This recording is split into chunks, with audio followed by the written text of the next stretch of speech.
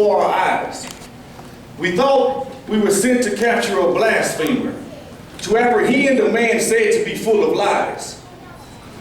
My heart had been hardened to this new superstitious religion that he attested. So therefore I led the charge into the garden on a mission to make his arrest.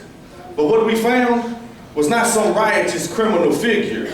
To my surprise, he was meek, quiet, and gentle, willing to surrender. Not once did he try to escape. Even as my colleagues mocked and spit in his face, he never uttered a word. Like a lamb led to the slaughter, we marched him before the magistrates. I held back the crowd as they pushed and screamed, "Crucify! Crucify!" I was there counting every stripe as they whipped and beat him before sentencing him to die. I began to doubt our actions as soon as he was nailed to the cross, because even though we condemned him, he looked right at us, and with his few last breaths, he prayed, "Father, forgive them." A darkness came over the land as the earth began to tremble and shake, and eerie silence fell over the angry mob.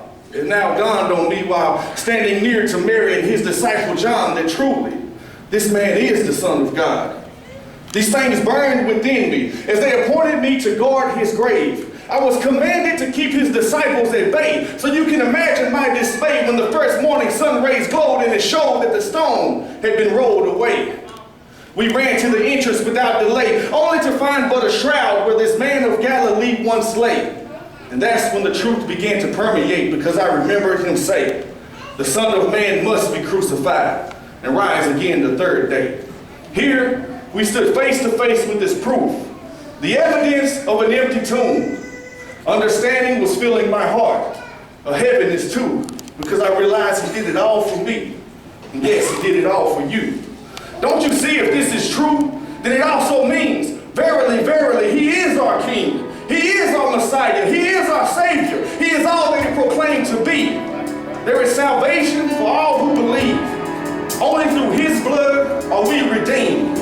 He came to set us free. And if the Son therefore shall make you free, you shall be free indeed. No longer do we have to fight. We are victorious. He took our pain. He took our strife. It's the darkness of this empty tomb that separates us and makes us children of the light.